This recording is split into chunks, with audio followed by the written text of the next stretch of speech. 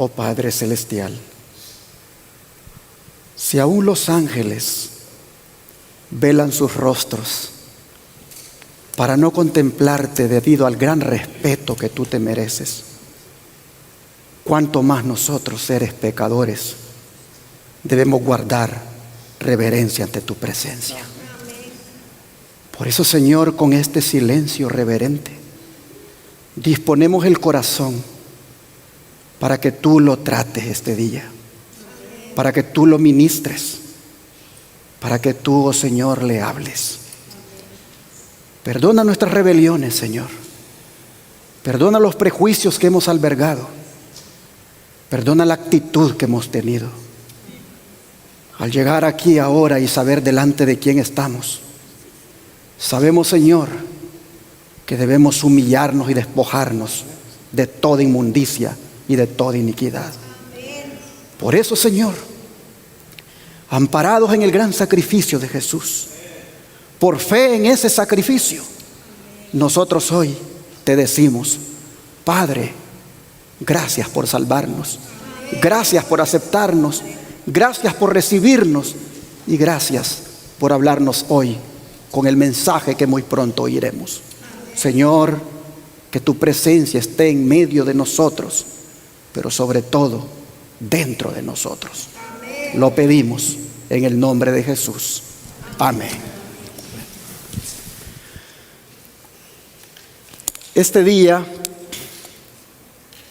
quiero referirme al tema de nuestro Congreso Campestre que recién acaba de terminar, como es el que tuvo por título Preparándonos para la gran crisis final. Ya es costumbre que su servidor siempre predica después del Congreso el sermón que hubiera predicado allí.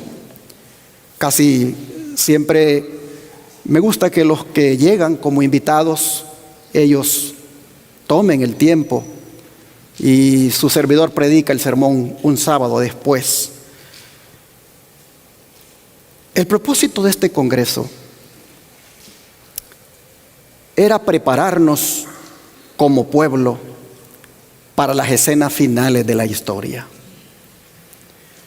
Prepararnos en el área espiritual, en el área de la salud y en el área de la agricultura, para cooperar con Dios en nuestra supervivencia. Pues la gran crisis final, hermanos y hermanas, estará marcada por más pandemias. Ustedes pueden ver ahí desastres naturales. Estará marcada la gran crisis final por boicot económicos, por hambre, por persecución a causa de nuestra fe. En esta crisis, el sábado y el domingo estarán en pugna. La verdadera adoración será prohibida y la falsa adoración será demandada. De manera que cuando hablamos de la gran crisis final, definitivamente que debemos prepararnos. Jesús se refirió a esta gran crisis de la siguiente manera. Abramos la Biblia en Mateo capítulo 24, versículo 9.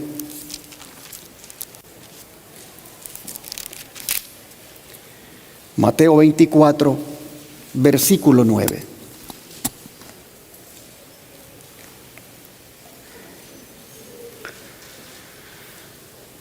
Dijo Jesús: entonces os entregarán a tribulación y os matarán y seréis aborrecidos de todas las gentes por causa de mi nombre. Esta es la crisis. Esta es la crisis para la cual tenemos que prepararnos. Ahora ve el versículo 20 al 22. Orad pues que vuestra huida no sea en invierno ni en día sábado, porque habrá entonces gran tribulación, cual no la ha habido desde el principio del mundo hasta ahora, ni la habrá. Y si aquellos días no fuesen acortados, nadie sería salvo. Mas por causa de los escogidos, aquellos días, ¿qué cosa, hermanos? Damos gloria a Dios. ¿Por causa de quiénes? Oh, hermanos,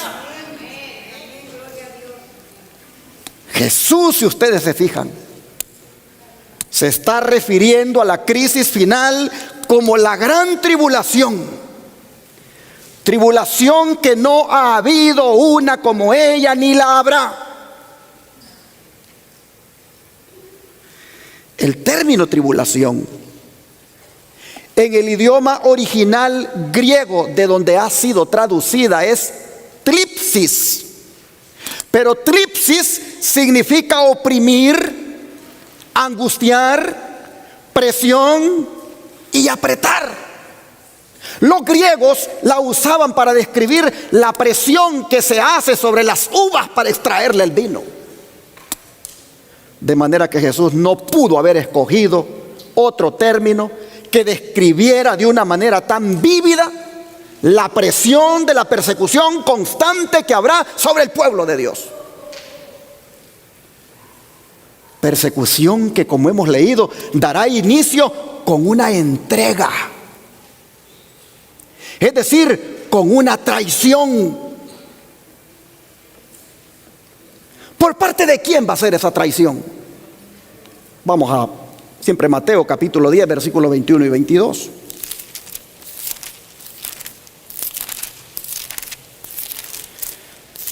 Mateo capítulo 10, verso 21 y 22. Dice la Escritura: el hermano entregará a la muerte al hermano, y el padre al hijo, y los hijos se levantarán contra los padres. ¿Y qué cosa harán los hijos? Los harán morir. Y seréis aborrecidos de todos por causa de mi nombre, mas el que persevere hasta el fin, ¿qué cosa? Este será salvo. Ay, hermanos y hermanas, con estas palabras el Señor nos anticipa que los enemigos del hombre serán, ¿qué cosa? Los de su misma casa. Yo les pregunto, ¿estamos preparados para esta crisis?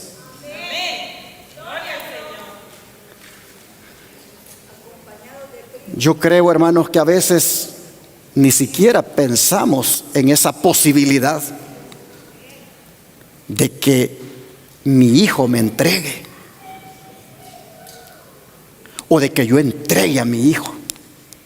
Ni siquiera cruza por la mente esa posibilidad de que mi hermano entregue a su hermana. A veces nosotros ni siquiera le damos cabida en nuestra mente a eso. Pero el Señor está diciendo que pasaremos por eso. Oh, hermanos y hermanas, estas palabras de Jesús ya tuvieron su cumplimiento en el pasado, pero se volverán a cumplir. Se volverán a cumplir, especialmente cuando venga la presión de no poder comprar ni vender a menos que se tenga la marca de la bestia. Yo no entiendo cómo es que va a ocurrir esto. Si no es por la cita que voy a ponerle más adelante. Pero que tu esposa te entregue, hermano. Que tu esposo te entregue. Que tus hijos te entreguen, te traicionen, te entreguen. Eso no cabe en la mente. Las familias, dijo Jesús, cuando llegue la crisis, dijo Jesús, las familias se van a dividir. Por eso yo creo, hermanos y hermanas, yo creo que es importante que hagamos un compromiso con Dios, pero de verdad, un compromiso con el Señor, de que en la medida en que Él esté con nosotros y nosotros con Él, no vayamos a traicionar a nadie de nuestra familia. Es importante, hermanos y hermanas, que hagamos un compromiso de no prestarnos para traicionar a ningún miembro de la familia, ni mucho menos a un miembro de la iglesia. Es importante hacer esa decisión ahora. Hermanos y hermanas, propongámonos profundizar tanto nuestra relación con Dios, de manera que no perdamos esa conexión con Él y por ende tampoco con nuestra familia, para que así no los entreguemos. ¿Y por qué digo que no debemos perder la conexión con Dios? Por esta declaración que les pongo a continuación. Los que están en el mundo y han perdido su conexión con Dios, están haciendo esfuerzos desesperados y enloquecidos para constituirse ¿en qué cosa? En el centro. Paremos aquí, quiten la cita de ahí para que podamos explicar. Los que están en el mundo y han perdido su conexión con Dios, están haciendo esfuerzos desesperados y enloquecidos para constituirse ¿en qué cosa? En el centro.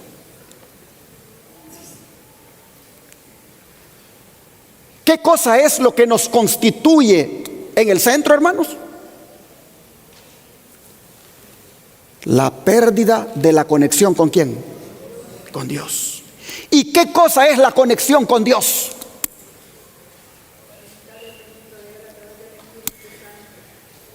La conexión con Dios, hermanos y hermanas, es aquello que nos mantiene en contacto con Él. ¿Qué es lo que nos mantiene en contacto con Él? ¿La oración nos mantiene en contacto con Dios? ¿Estudiar las Escrituras nos mantienen en un contacto con Dios? ¿Cantarle al Señor nos mantiene en contacto con Dios? ¿Congregarnos nos mantiene en contacto con Dios? ¿Hablarle a otros de Jesús nos mantiene en contacto con Dios? Hermanos y hermanas, eso nos conecta con el Señor. Pero cuando no se hace eso, dice aquí el don de profecía, cuando se pierde esa conexión con el Señor, el hombre se constituye ¿en qué cosa? En el centro. ¿Y qué es lo que hace? Ahora sí, sigamos leyendo la cita. ¿Qué es lo que hace esa persona que se constituye en el centro? Esto, dice, los hace desconfiar el uno del otro, a lo cual sigue ¿qué cosa? El crimen. Así que la antesala del crimen es ¿qué cosa? El egoísmo. La antesala del crimen es el yo. Cuán importante es, hermanos y hermanas, que el yo muera cada día.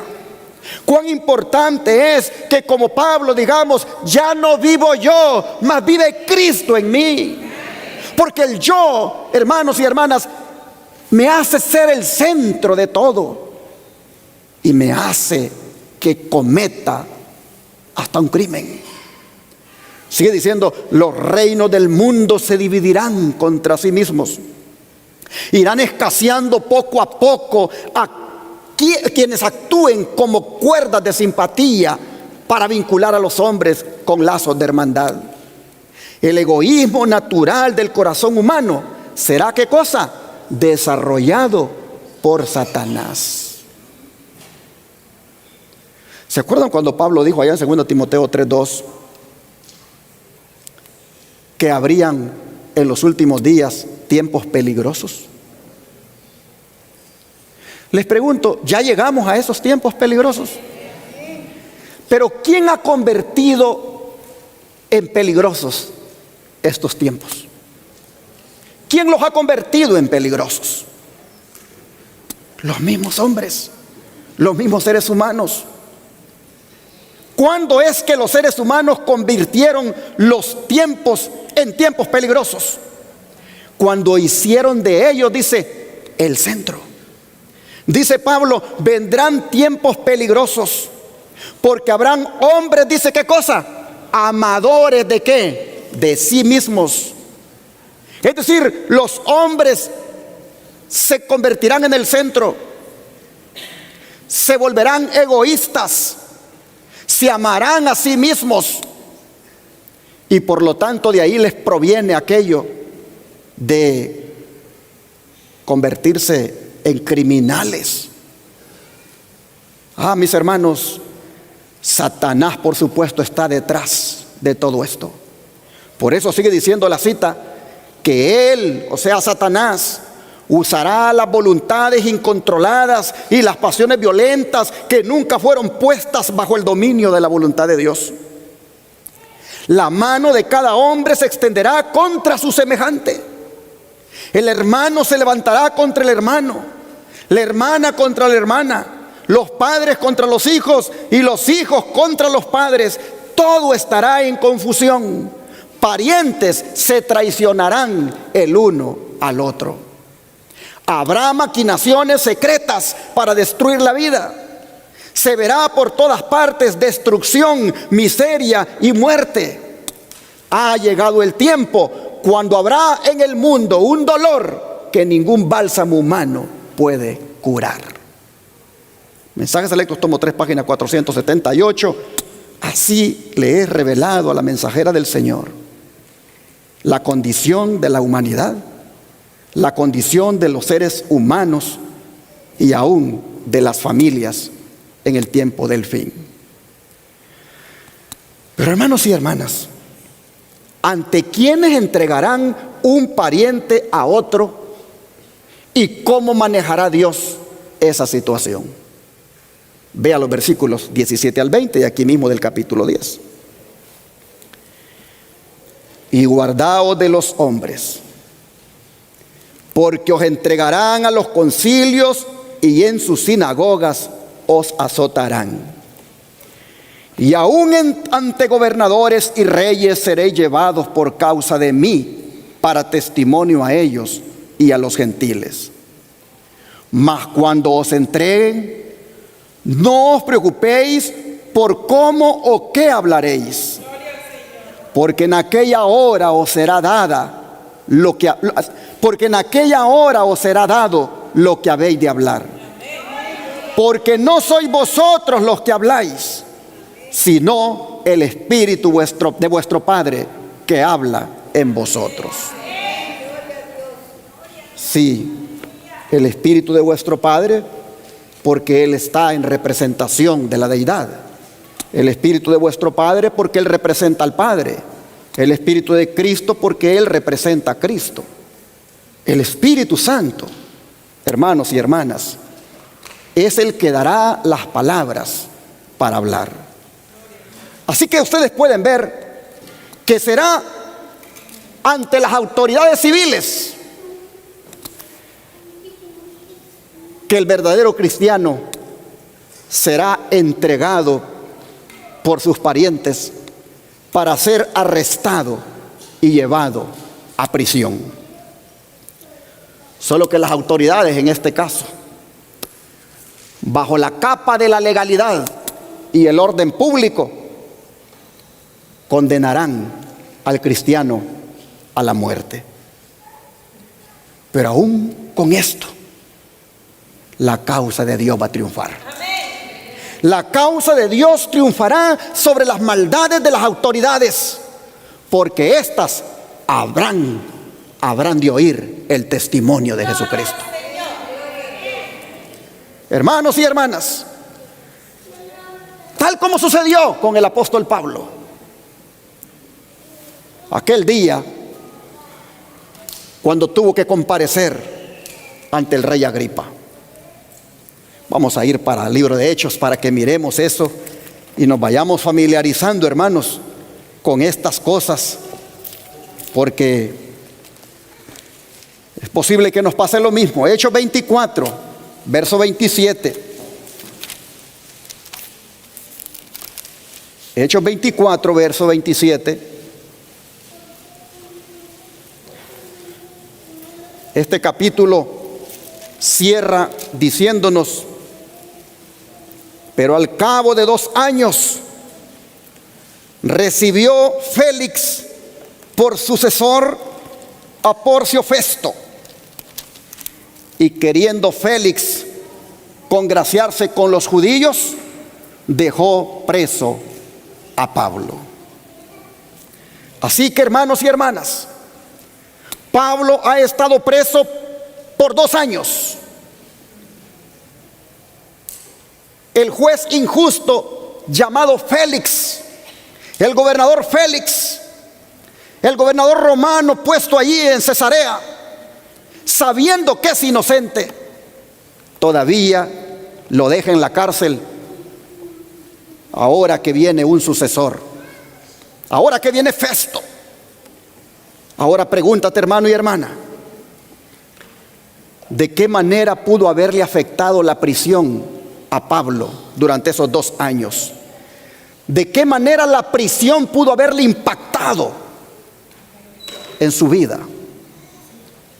Sigamos leyendo para que nos vayamos metiendo en el tema y vean cómo esto a Pablo le había impactado. Capítulo 25, ahora versículos 13 al 22. Pasados algunos días, el rey Agripa y Berenice vinieron a Cesarea para saludar a Festo. Y como estuvieron allí muchos días, Festo expuso al rey la causa de Pablo, diciéndole: un hombre ha sido dejado preso por Félix, respecto al cual cuando fui a Jerusalén se me presentaron los principales sacerdotes y los ancianos de los judíos pidiendo condenación contra él. ¿Quiénes pedían condenación contra Pablo?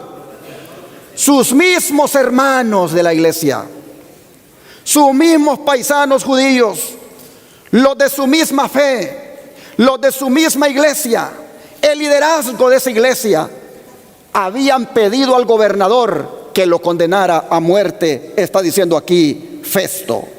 Versículo 16 ahora. A esto respondí que no es costumbre de los romanos entregar a alguno a la muerte antes que el acusado tenga delante a sus acusadores y pueda defenderse de la acusación. Así que habiendo venido ellos juntos acá sin ninguna dilación, al día siguiente, sentado en el tribunal, mandé traer al hombre. Y estando presentes los acusadores, ningún cargo presentaron de lo que yo sospechaba, sino que tenían contra él ciertas cuestiones acerca de su religión y de un cierto Jesús ya muerto, el que Pablo afirmaba estar vivo. Yo, dudando en cuestión semejante, le pregunté si quería ir a Jerusalén y allá ser juzgado de estas cosas. Mas como Pablo apeló para que se le reservase para el conocimiento de Augusto, mandé que le custodiasen hasta que le enviara yo a César. Entonces Agripa dijo a Festo: yo también quisiera oír a ese hombre. Y él le dijo: ¿qué cosa? Mañana le oirás. Hermanos y hermanas, ¿qué haría usted si le comunican que tiene que comparecer ante el presidente de los Estados Unidos para hablar frente a él? ¿Cómo usted se sentiría? Se sentiría nervioso, nerviosa. ¿Cómo usted se sentiría si su vida va a depender de lo que usted diga allí?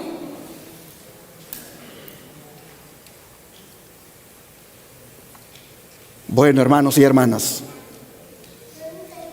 el valiente Pablo va a hablar y es admirable cómo el Señor lo usa. Vamos a leer ahora el versículo 23 en adelante y todo el capítulo 26 para que el testimonio glorifique el nombre de Dios. Dice el verso 23: al otro día, viniendo Agripa y Berenice con mucha pompa, y entrando en la audiencia con los tribunos y principales hombres de la ciudad, por mandato de Festo, fue traído Pablo. Pablo, hermanos, va a predicarle a una congregación de los más grandes que puedan haber en aquel lugar. Hay un rey con su mujer, hay un gobernador que representa al imperio, hay tribunos que son autoridades también romanas, y hay hombres principales. Va a predicarle a una congregación de grandes. Va a presentar su defensa de lo que él profesa, de quién es él. Llama la atención que dice que Agripa y Berenice entraron con mucha pompa. Entraron también los tribunos, los hombres principales de la ciudad, y luego va entrando el hombre encadenado, Pablo. Todas las miradas están sobre él. ¿Quiénes son los que van a oír el testimonio? ¿Quiénes son los que han de juzgar su caso? Agripa y Berenice. La historia dice que eran hermanos carnales y vivían como marido y mujer. Hombres corruptos moralmente. Berenice había estado casada con su tío. Su tío había muerto y ahora había venido a vivir con su hermano Agripa para ser mujer de él. Cuando, dice la historia, no soportaron las críticas, ella viene y se casó con otro, pero a los días se divorció y vuelve con Agripa. Después, estando con Agripa, fue a ser concubina del emperador Tito. La historia dice que Tito llegó a amarla, pero los senadores de Roma le prohibieron que la tuviera como concubina, y aunque sintió mucho la partida, tuvo que regresar con Agripa. Estos son los hombres que van a juzgar al Hijo de Dios. Estos son los hombres que han de determinar si ese hombre está en lo correcto, en lo que predica, en lo que cree. Hombres corruptos moralmente. La pompa de ellos contrasta con la humildad del Hijo de Dios. Pero sigamos leyendo. Dice: entonces Festo dijo: Rey Agripa y todos los varones que estáis aquí juntos con nosotros, aquí tenéis a este hombre respecto del cual toda la multitud de los judíos me ha demandado en Jerusalén, y he aquí dando voces que no debe vivir más. ¿Quiénes pedían que no viviera más el cristiano? Su iglesia, sus mismos hermanos, los de su misma fe. La multitud de los judíos, dice, habían demandado que él no viviera más. Hermanos y hermanas, estamos estudiando acerca de que hay que prepararnos para la crisis final. La crisis final tiene este elemento de denuncia, elemento de difamación, elemento de traición, elemento de comparecencia ante autoridades. ¿Estás preparado para esa crisis? Oh, mis hermanos, dice el versículo 25: pero yo, hallando que ninguna cosa digna de muerte ha hecho, y como él mismo apeló a Augusto, he determinado enviarle a él. como no tengo cosa cierta que escribir a mi Señor, le he traído ante vosotros y mayormente ante ti, oh rey Agripa, para que después de examinarle tenga yo que escribir. Porque me parece fuera de razón enviar un preso y no informar de los cargos que haya en su contra. Oh, hermanos, pareciera como que Festo tiene un sentido de humanidad, tiene un sentido de respeto a derechos. Es que tiene ante él un hombre que no ha hecho nada malo más que solamente predicar de Jesús. Tiene ante él un hombre que lo único que hace es levantar a Cristo y a este como crucificado. No le ve sentido que lo tenga allí como prisionero y todavía enviarlo a Augusto César. ¿Y quién era Augusto en ese tiempo? Ni más ni menos que Nerón.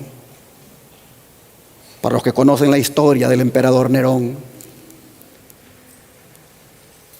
A veces yo digo, ¿por qué Pablo pediste ir a ver a Nerón? ¿Por qué no permitiste que ahí te juzgaran? Tenías que ver a Nerón. Ah, hermanos, es que era el plan de Dios que le fuera a predicar a Nerón también. Augusto César. Augusto era un nombre que los emperadores romanos les gustaba que les dijeran y ellos se atribuían dicho nombre, porque Augusto significa reverendísimo, excelentísimo, y César era el equivalente a emperador, al emperador. Así que Nerón era el Augusto César y Pablo había apelado mejor ir allá. Pero el gobernador romano Festo dice: yo tengo que mandarlo con un expediente, yo tengo que mandarlo con un documento, con una carta que diga los cargos, que diga por qué este hombre merece estar preso y morir. Y no encuentro qué decir de él. Lo único que tengo en su contra es asuntos que tienen que ver con su religión, que sus mismos hermanos, sus mismos miembros de su religión me han traído como causa para que el hombre muera. Y entonces capítulo 26 dice: entonces Agripa le dijo a Pablo: ¿se te permite hablar por ti mismo? Pablo entonces, extendiendo la mano, comenzó así su defensa: me tengo por dichoso, oh rey Agripa, de que haya de defenderme hoy delante de ti de todas las cosas de que soy acusado por los judíos, mayormente porque tú conoces todas las costumbres y cuestiones que hay entre los judíos, por lo cual te ruego que me oigas con paciencia. ¿Por qué Pablo le dijo estas palabras así a Agripa? Porque resulta que Agripa era judío, pero con corazón romano. Él era un rey allí, pero un rey vasallo de Roma, un rey títere. Él representaba a los intereses de Roma, aun cuando era judío. Y como judío que era, y como el rey, tenía a su cargo la supervisión del tesoro del templo, y tenía a su cargo el poner o quitar al sumo sacerdote. Así que en alguna forma conocía bien de la religión judía. Por eso Pablo dice: me siento dichoso de defender mi causa delante de ti, porque tú conoces bien lo que nosotros creemos. Tú sabes cómo los judíos manejamos nuestra religión. Así que me siento dichoso de comparecer ante ti, porque tú sabes eso. Y entonces le dice: te ruego que me escuches entonces con paciencia. Y comienza Pablo y le dice: mi vida, pues, le dice, desde mi juventud, la cual desde el principio pasé en mi nación, en Jerusalén, la conocen todos los judíos, los cuales también saben que yo desde el principio, si quieren testificarlo, conforme a la más rigurosa secta de nuestra religión, viví fariseo. Y ahora, por la esperanza de la promesa que hizo Dios a nuestros padres, soy llamado a juicio. Promesa cuyo cumplimiento esperan que han de alcanzar nuestras 12 tribus, sirviendo constantemente a Dios de día y de noche. Por esta esperanza, oh rey Agripa, soy acusado por los judíos. ¿Qué le dice? ¿Se juzga entre vosotros cosa increíble que Dios resucite a los muertos? Oh, mis hermanos, Pablo hablaba de un Cristo crucificado, pero también de un Cristo resucitado. De un Cristo que había muerto, pero que ahora vive y permanece para siempre. Los fariseos, los saduceos, les molestaba saber eso. No querían escuchar que Cristo estuviera vivo. Pablo les dice: ustedes como autoridades se van a dignar a juzgar estos asuntos, que tú bien sabes que entre nosotros creemos en la resurrección. Yo predico de un Cristo que está vivo. Oh, hermanos. Entonces dice Pablo, continúa hablando: yo, le dice, ciertamente había creído mi deber hacer muchas cosas contra el nombre de Jesús de Nazaret, lo cual también hice en Jerusalén. Yo encerré en cárceles a muchos de los santos, habiendo recibido poderes de los principales sacerdotes. Y cuando los mataron, yo di mi voto. Es decir, yo di, dice Pablo, mi consentimiento, como rabino, como fariseo que era. Y muchas veces, dice el verso 11, castigándolos en todas las sinagogas, los forcé a blasfemar. Y enfurecido sobremanera contra ellos, los perseguí hasta en las ciudades extranjeras. Ocupado en esto iba yo, dice, a Damasco, con poderes y en comisión de los principales sacerdotes. Cuando a mediodía, oh rey, le dice. Yo creo que este estaba con la boca abierta, Agripa, escuchando esto. Cuando a mediodía, oh rey, le dice, yendo por el camino, vi una luz del cielo que sobrepasaba el resplandor del sol, la cual me rodeó a mí y a los que iban conmigo. Y habiendo caído todos nosotros en tierra, oí una voz que me hablaba y decía en lengua hebrea: Saulo, Saulo, ¿por qué me persigues? Dura cosa te es dar coces contra el aguijón. Yo entonces dije: ¿quién eres, Señor? Y el Señor dijo: yo soy Jesús a quien tú persigues. Pero levántate y ponte sobre tus pies, porque para esto he aparecido a ti, para ponerte por ministro y testigo de las cosas que has visto y de aquellas en que me apareceré a ti, librándote de tu pueblo y de los gentiles a quienes ahora te envío, para que abras sus ojos, para que se conviertan de las tinieblas a la luz y de la potestad de Satanás a Dios, para que reciban por la fe que es en mí perdón de pecados y herencia entre los santificados. Este era el mensaje. Esta era la comisión, dice Pablo, que el Señor me encomendó ese día que se me apareció.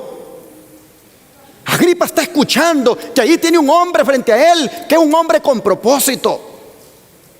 Agripa y todos los demás están oyendo que es Jesús el que le ha encomendado a este hombre que predique lo que predica.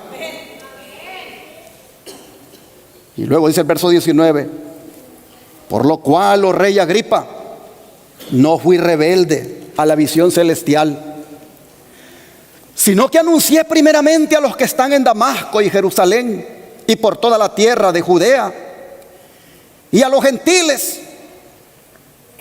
que se arrepintieran y se convirtieran a Dios, haciendo obras dignas de arrepentimiento.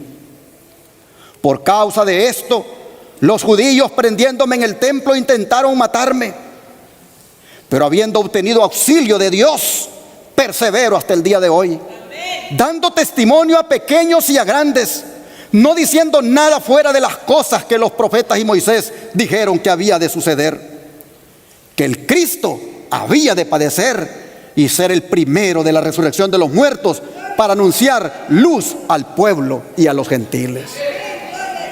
Wow, qué poderoso testimonio, hermanos. Diciendo él estas cosas, dice el verso 24, diciendo él estas cosas en su defensa, Festo a gran voz le dijo: estás loco, Pablo, las muchas letras te vuelven loco. Mas él dijo: no estoy loco, excelentísimo Festo, sino que hablo palabras de verdad y de cordura. Pues el rey sabe estas cosas, delante de quien también hablo con toda confianza, porque no pienso que ignoran nada de esto, pues no se ha hecho esto en algún rincón. ¿Crees, oh rey Agripa, a los profetas? Yo sé que crees. Entonces Agripa dijo a Pablo: por poco me persuades a ser cristiano. Y Pablo dijo: quisiera Dios que por poco o por mucho, no solamente tú, sino también todos los que hoy me oyen, fueran hechos tal cual yo soy, excepto estas cadenas. En otras palabras le dice: no solamente tú, sino que todos los que están oyéndome, Dios quiere que sean cristianos. Cuando había dicho estas cosas, se levantó el rey y el gobernador y Berenice y los que se habían sentado con ellos. Y cuando se retiraron aparte, hablaban entre sí diciendo: ninguna cosa digna de muerte ni de prisión ha hecho este hombre. Y Agripa dijo a Festo: podía este hombre ser puesto en libertad si no hubiera apelado a César. Hermanos y hermanas, Pablo ha terminado su testimonio en el verso 29 y ha dejado convencidas a las autoridades de su inocencia. Pero qué valentía la de Pablo, ¿no es cierto? Qué valentía la de Pablo. Pregúntate ahora: ¿cuánta valentía tú tienes para testificar por Cristo? ¿Cuánta valentía tú tienes para hablar de tu Señor y Salvador? ¿Cuánta valentía tú tienes para hablar del Jesús que te salvó con tus compañeros de trabajo? ¿Cuánta valentía tú tienes para hablar de Cristo con tus vecinos? ¿Cuánta valentía tú tienes para hablar de Jesús a tu maestro de escuela, a tus compañeros de escuela? ¿Cuánta valentía tú tienes, hermano, hermana, para impactar a las personas con el testimonio de lo que Jesús ha hecho y está haciendo en tu vida? La historia de Pablo ha sido inspiradora y otros cristianos la han imitado. Han decidido valientemente testificar por Cristo y se va a repetir en los días finales. Y es posible que se repita contigo o conmigo, porque por conducto, ya hemos leído, por conducto de algunos familiares o hermanos en la fe, seremos traicionados y entregados a la autoridad para ser juzgados. Pero hermanos y hermanas, como Pablo también, vamos a levantar el nombre de Cristo. Y no tendremos que ensayar. No tendremos que ensayar lo que vamos a decir, porque el Espíritu Santo nos dará sabiduría sobre lo que hemos de hablar, para que así solo el nombre de Cristo sea glorificado. Yo me he preguntado, ¿de verdad queremos estar vivos cuando Cristo venga? Levanten la mano los que les gustaría estar vivos cuando Cristo venga. ¿Saben lo que significa eso? Que ustedes van a ser denunciados. ¿Saben lo que significa eso? Que ustedes van a comparecer ante autoridades para testificar por Cristo. ¿Saben lo que significa eso? ¿Saben lo que significa eso? Que ustedes pueden morir por causa de Cristo. ¿Saben lo que significa desear estar vivo cuando Cristo venga? Significa que pasarán las horas más duras de la historia, las horas más duras que pueden haber, cuando no haya ni siquiera intercesor en el cielo, cuando ya no haya más intercesor. Siempre me había preguntado si realmente quiero estar vivo cuando Cristo venga. Y cuando analizo esto, yo veo lo que implica desear estar vivo cuando Cristo venga. Implica pasar por la crisis más grande de la historia, por la gran crisis final. Implica experimentar estas cosas. De manera que usted solo dígale al Señor, si usted quiere tener ese privilegio, dígale al Señor que si Él se lo va a dar, que le haga ya una persona valiente por Cristo. Y hable de Cristo ahora. Sea valiente de hablar de Cristo con su compañero de trabajo. Que lo conozcan en su lugar de trabajo como cristiano. Atrévase a hablar del Señor. No tenga temor. Hable por Cristo. Pero si es cobarde ahora que no tiene una persecución sobre usted, si es cobarde ahora que no le habla a nadie del Señor, no puede usted esperar a representar dignamente al Señor en aquel día. Así que, hermanos y hermanas, es importante que nos preparemos para la gran crisis final que involucra este tipo de comparecencia ante las autoridades. El don de profecía dice lo siguiente: que la persecución, dice, esparcirá ¿qué cosa? La luz. Los siervos de Cristo serán llevados ante los grandes de la tierra, quienes de otra manera nunca habrían oído tal vez el Evangelio. La verdad ha sido presentada falsamente a estos hombres. Sí, porque ellos han escuchado los mensajes evangélicos o mensajes católicos en su caso, pero no el mensaje que conlleva el Evangelio eterno, la verdad presente. Dice, la verdad, repito, ha sido presentada falsamente a estos hombres.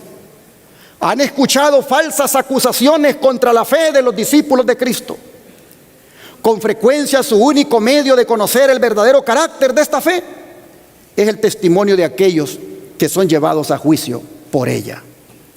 En el examen se les pide que contesten y sus jueces escuchan el testimonio dado. La gracia de Dios será concedida a sus siervos para hacer frente a la emergencia. Al iluminar el Espíritu de Dios la mente de sus siervos, la verdad será presentada con su poder divino y su alto valor. Los que rechazan la verdad se levantarán para acusar y oprimir a los discípulos, pero bajo la pérdida y el sufrimiento, y aún hasta la muerte, los hijos del Señor han de revelar la mansedumbre de su divino ejemplo. Así se verá el contraste entre los agentes de Satanás y los representantes de Cristo. El Salvador será ensalzado delante de los gobernantes y delante de la gente. Los discípulos, dice, no fueron dotados del valor y la fortaleza de los mártires hasta que necesitaron de esa gracia. Entonces, dice, se cumplió la promesa del Salvador. Cuando Pedro y Juan testificaron delante del Sanedrín, los hombres, dice, que se maravillaban y les conocían que habían estado con Jesús. De Esteban se dice que todos los que estaban sentados en el concilio, puestos los ojos en él, vieron su rostro como el rostro de un ángel. Los hombres no podían resistir a la sabiduría y al espíritu con que hablaba Esteban. Y Pablo, escribiendo acerca de su propio juicio ante el tribunal de los Césares, dice: en mi primera defensa nadie estuvo conmigo, antes todos me abandonaron, mas el Señor estuvo conmigo y me esforzó para que por medio de mí la predicación fuera cumplidamente hecha y para que oyeran todos los gentiles, y así yo fui librado de la boca del león. Los siervos de Cristo no habían de preparar discurso alguno para pronunciarlo cuando fueran llevados a juicio. Debían hacer su preparación, ¿cuándo, hermanos? Día tras día, al atesorar las preciosas verdades de la palabra de Dios y al fortalecer su fe por la oración. Cuando fueran llevados a juicio, el Espíritu Santo les haría recordar las verdades que necesitasen. ¿Ven ustedes la importancia de estudiar la Biblia? ¿Ven ustedes la importancia de alimentarnos ahora, día tras día, de las verdades que emanan de la santa palabra de Dios? Porque esas verdades el Señor las va a traer a la mente cuando estemos ante gobernadores, ante autoridades. Dice, un esfuerzo diario y ferviente para conocer a Dios y a Jesucristo, a quien Él envió, iba a impartir poder y eficiencia al alma. El conocimiento obtenido por el escrutinio diligente de las Escrituras iba a cruzar como rayo en la memoria al debido momento. Oiga esto, como rayo cruzaría, dice, en la mente, en su debido momento, lo que había que hablar. Pero si algunos, dice, hubiesen descuidado el familiarizarse con las palabras de Cristo y nunca hubiesen probado el poder de su gracia en la dificultad, no podrían esperar que el Espíritu Santo les hiciese recordar sus palabras. Habían de servir a Dios diariamente con afecto indiviso y luego confiar en Él. Así que, hermano, hermana, estudiemos más la Biblia. Metámonos más con el Señor. Apartemos tiempo, hermanos, todos los días para leer de la palabra, para que cuando nos toque ese momento de dar cuenta de nuestra fe ante autoridades, el Señor mande esa palabra a la mente y la digamos de memoria y de una manera convincente. Es necesario día tras día prepararnos. Cuando llegue el momento, no habrá tiempo de hacer un escrito, de ensayar lo que voy a decir. No, simplemente me paro allí y Dios me dará las palabras que un día estudié de las Escrituras. Pero, hermanos y hermanas, volviendo a la gran crisis final o tribulación de la que habló Jesús, yo quiero retomar el hecho de que Él diga que no ha habido otra como ella ni la habrá. Porque eso lo que dice es que por muy grave que haya sido la tribulación del año 70, cuando Jerusalén fue destruida, lo que Él refiere apunta a aquella tribulación que mencionan los libros de Daniel y Apocalipsis. Leamos de esa tribulación que mencionan dichos libros. Apocalipsis 12, versículos 12 al 17. Apocalipsis 12, versículos 12 al 17. Dice,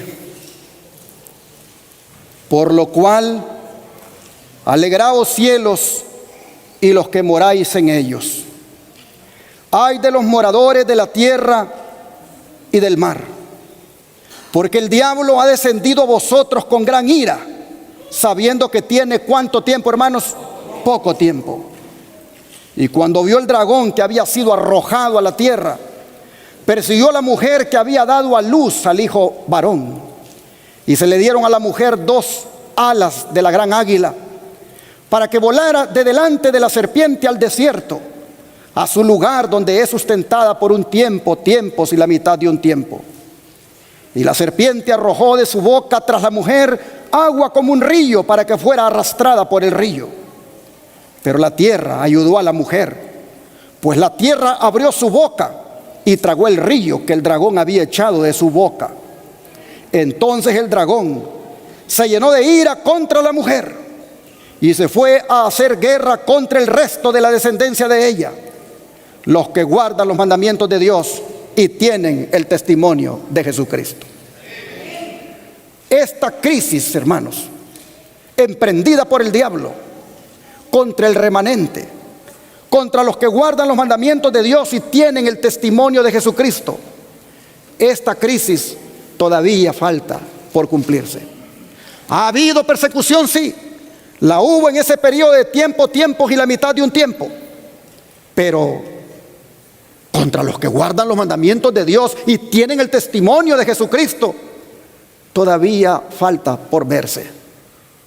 Esta crisis, esta persecución diabólica, este acoso, esta tribulación por la que el remanente ha de pasar, miren ustedes, es dirigida por el dragón, la serpiente antigua que se llama Diablo y Satanás. Él no está enojado con todas las iglesias que se llaman cristianas, no. Él más bien quiere que se sigan levantando iglesias con ese nombre de cristianas. La ira de Él es ¿contra quién? contra aquellos cristianos que guardan los mandamientos de Dios y tienen el testimonio de Jesucristo. En otras palabras, nosotros, que por la gracia de Dios creemos y predicamos que los mandamientos de Dios siguen vigentes y que se deben guardar. Y que al mismo tiempo creemos en el don profético que ha sido dado al pueblo remanente. Contra esos, Satanás se enoja. Ven ustedes cómo yo les voy poniendo Biblia y espíritu de profecía. Esas citas del espíritu de profecía que les pongo, eso es el testimonio de Jesucristo. Eso es el don profético. A Satanás no le gusta que los predicadores prediquen así. Satanás solo quiere que prediquen de la Biblia. Y estoy de acuerdo que de la Biblia deben emanar los mensajes.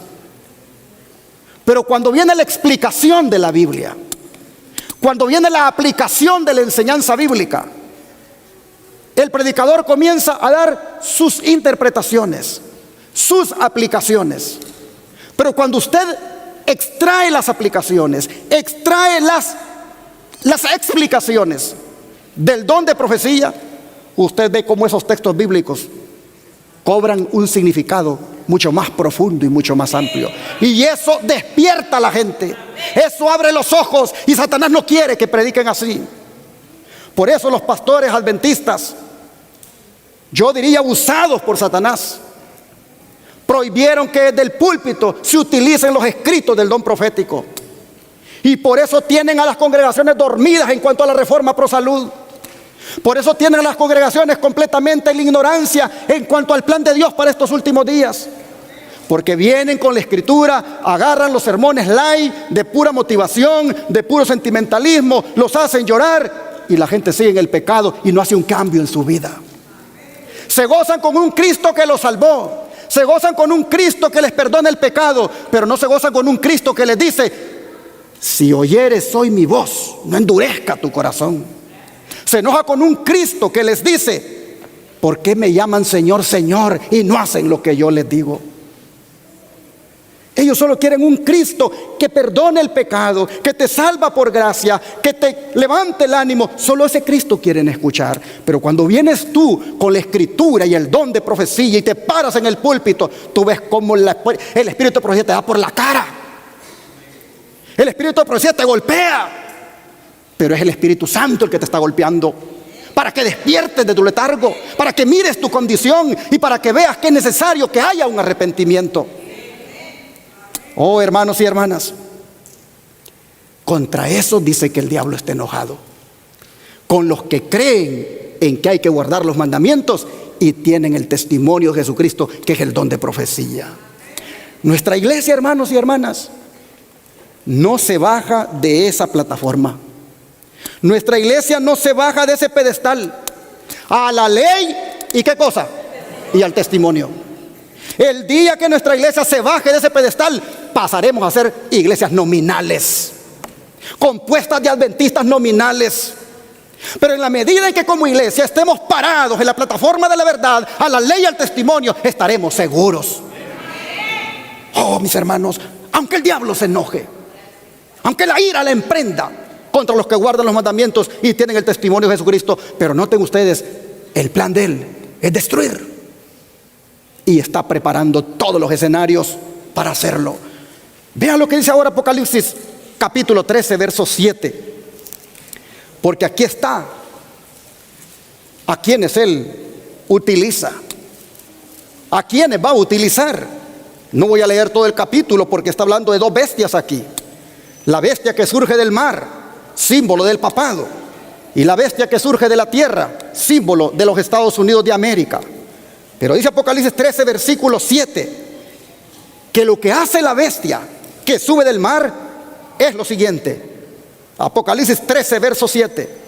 Y se le permitió hacer guerra contra los santos y ¿qué cosa? Y vencerlos. También se le dio autoridad sobre toda tribu, pueblo, lengua y nación. Solamente que estos santos que la bestia va a vencer, solamente que estos santos que la bestia les va a quitar la vida, van a ofrendar la vida con grande alegría. porque la van a ofrendar por su Señor. Estos santos que en calidad de mártires esta bestia los ha de matar, oh hermanos, su sangre será semilla para que otros se conviertan al Señor. Pero miren ustedes, hay un poder llamado bestia que sale del mar, ejerciendo esta persecución y haciendo guerra contra los santos y vencerlos. Entonces vendrá lo más terrible, y es lo que dice Daniel 12, verso 1. Daniel 12, verso 1.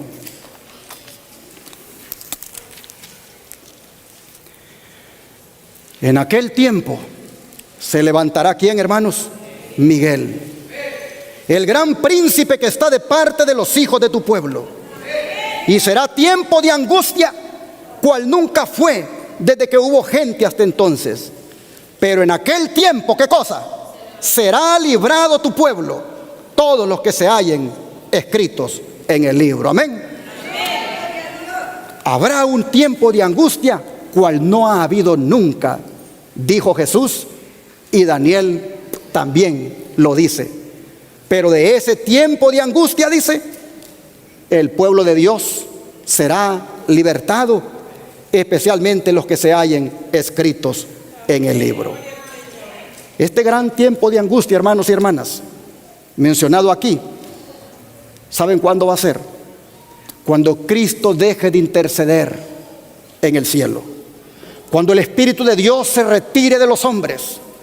Entonces dará inicio a este gran tiempo de angustia.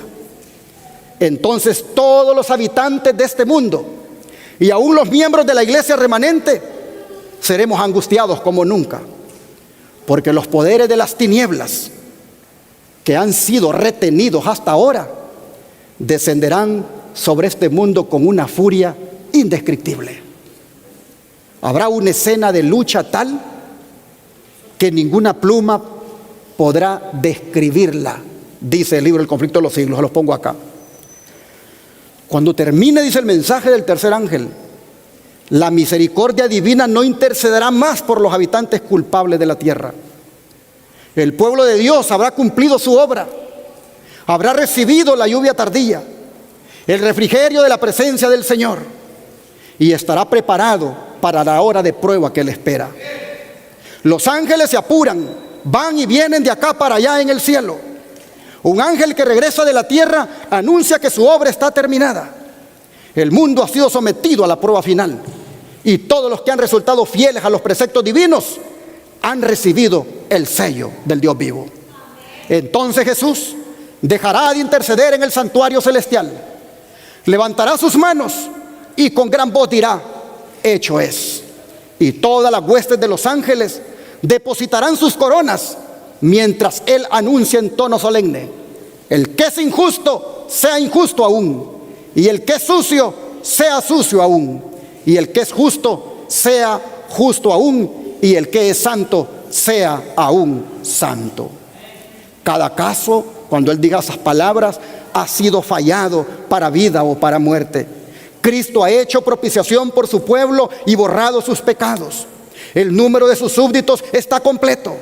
El reino y el señorío y la majestad de los reinos debajo de todo el cielo van a ser dados a los herederos de la salvación, y Jesús va a reinar como Rey de Reyes y Señor de Señores. Conflicto de los siglos, página 599.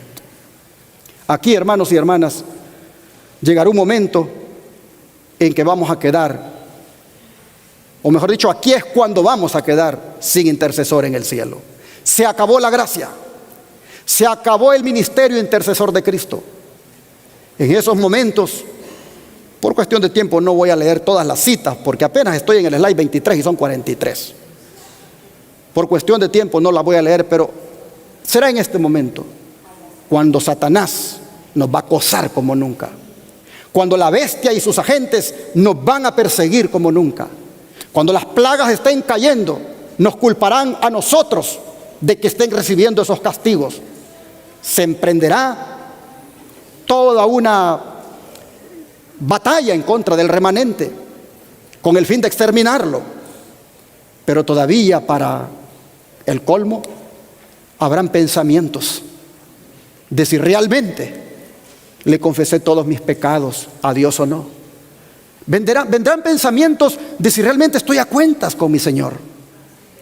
Sin embargo, si hemos vivido hasta ese momento haciendo la voluntad de Dios, y así nos encuentra ese momento, no debemos tener ningún temor, porque todo en el cielo habrá sido saldado y nos habrá colocado el Señor en el lado de los salvados. De manera que yo voy a terminar este mensaje diciéndoles, hermanos y hermanas, que ante la prueba que viene tengamos la actitud que dicen los siguientes versículos. Santiago capítulo 1, versículo 2. Santiago capítulo 1, versículo 2.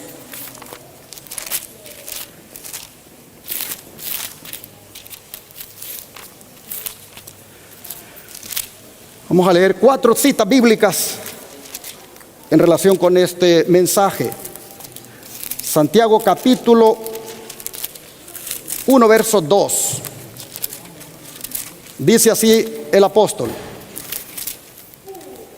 hermanos míos, tened por sumo gozo cuando os halléis en diversas pruebas, sabiendo que la prueba de vuestra fe produce ¿qué cosa?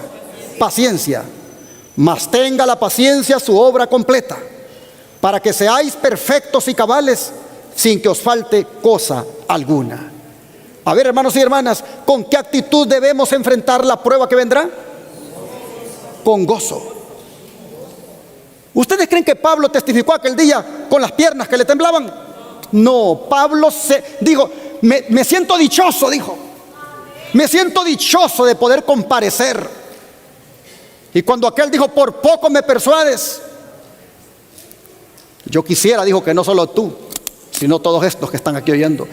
Hermanos y hermanas, tened por sumo gozo cuando os halléis en diversas pruebas. No le tengas miedo a la crisis. Tened por sumo gozo, porque esa será la oportunidad de mostrar de qué material tú estás hecho. Si de hojarasca o de oro. Oh, hermanos, ojalá que entonces todos mostremos que somos un metal precioso. Ahora vean Jesús lo que dice en Juan 15, verso 20. Juan 15, verso 20. Acordaos de la palabra que yo os he dicho. El siervo no es mayor que su Señor. Si a mí me han perseguido, también a vosotros os perseguirán. Si han guardado mi palabra, también guardarán la vuestra. ¿Podemos esperar, hermanos, algo distinto a lo que Jesús sufrió? Si Él fue perseguido, dice, ustedes también serán perseguidos. Ahora vean Juan 16, versículo 2. Os expulsarán de las sinagogas, y aún viene la hora cuando cualquiera que os mate pensará que rinde servicio a Dios. Ahora vean el verso 33 de aquí mismo de Juan 16. Estas cosas os he hablado para que en mí tengáis paz. En el mundo tendréis aflicción, pero ¿qué cosa?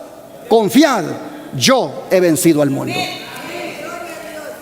El Señor es bien honesto con nosotros. El Señor no solo nos ofrece el cielo y un camino derechito para llegar a Él. El Señor es bien honesto y nos dice, en la medida en que ustedes me amen, en la medida en que ustedes guarden mis mandamientos, en la medida en que ustedes fielmente me representen, dice el Señor, padecerán persecución. Pero no se desanimen, confíen, dice, porque yo he vencido al mundo. Oh, hermanos y hermanas, tomando en cuenta esto, cerramos entonces con las palabras de Apocalipsis 2, verso 10. Apocalipsis 2, verso 10.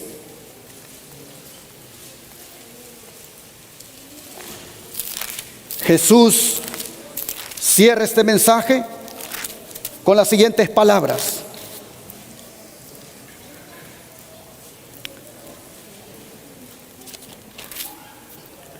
No temas en nada lo que vas a padecer. He aquí el diablo echará a algunos de vosotros en la cárcel para que seáis probados, y tendréis tribulación por 10 días. Sé fiel hasta la muerte, y yo te daré la corona de la vida. Aplicando en el periodo histórico este mensaje, la iglesia de Esmirna, a quien le es enviado dicho mensaje, experimentó precisamente esa persecución por parte de Roma en estos 10 días proféticos que son mencionados acá. Sin embargo, no debemos pensar que eso es algo que no se volverá a repetir, porque ya hemos visto que Satanás sabe que le queda poco tiempo y emprenderá contra el remanente un plan para destruirlo, y nuevamente la historia se repetirá. Y el Señor dice: no tengan miedo, no tengan miedo lo que van a padecer. Si van a ir a la cárcel, dice Jesús, por mí, no tengan miedo. Si van a perder la vida por mí, dice el Señor, no tengan miedo. ¿Por qué cosa? Porque yo, dice, yo, si son fieles hasta la muerte, les voy a dar la corona de la vida. De manera, mis hermanos, que como está ahí en la pantalla, el mensaje de esta mañana es: prepárate para la gran crisis final. Prepárate comiendo más de la palabra. Prepárate orando más a tu Señor. Prepárate conectándote más con Jesús. Prepárate testificando de Jesús. Prepárate siendo fiel hasta la muerte. Que Dios le bendiga.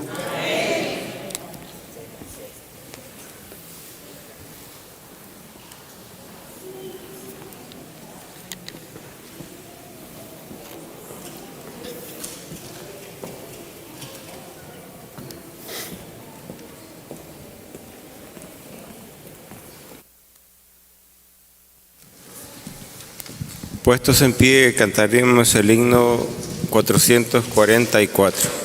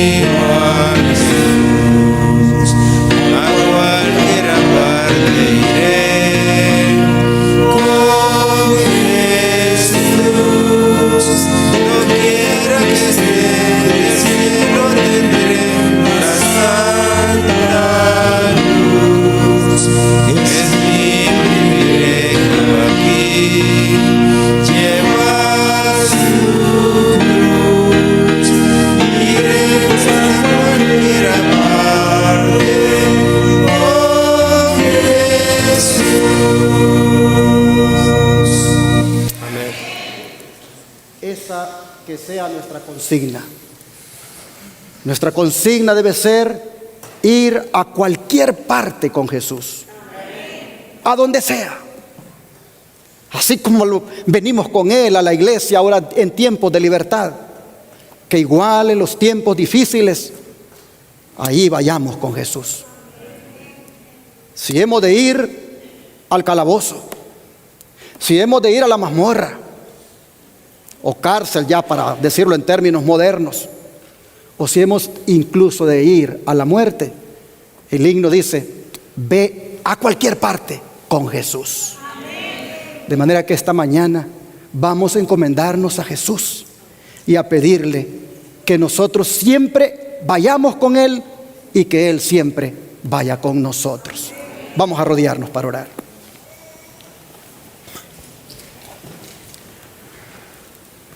Padre nuestro que esté en el cielo, le agradecemos por ponernos anticipadamente en perspectiva lo que ha de venir sobre nosotros. Sin duda no lo hace para que tengamos miedo, sin duda no lo hace para que nos acobardemos, sino para decirnos cómo debemos comportarnos en ese momento. Y claramente, Señor, nos lo ha dicho, debemos comportarnos siendo guiados por el Espíritu Santo. Debemos comportarnos con la valentía de Pablo. Debemos comportarnos con la certeza de que tú estarás con nosotros. De manera que hoy, Señor, te rogamos que nos ayudes para estrechar más nuestra amistad contigo. Que busquemos la conexión contigo diariamente. Que realmente, Señor, busquemos de ti a través de la oración y del estudio de la palabra, esa conexión, para así no ser egoístas Y no solamente pensar en nosotros, sino pensar en aquellos que necesitan oír este mensaje. Pensar en aquellos que necesitan ser salvos. Y así, Señor, con ese grande amor, sigamos adelante predicando tu evangelio. Ayúdanos, Señor, como iglesia, a ser una iglesia fiel, a ser una iglesia remanente, a ser una iglesia que se destaca porque cree a la ley y al testimonio. Ayúdanos, Señor, a ser una iglesia que estrecha filas contigo, que no claudica entre la verdad y el error, sino que mantiene en alto la verdad. Ayúdanos, Señor, individualmente a serte fieles para recibir la corona de la vida. Te lo pedimos en el nombre de Jesús. Amén.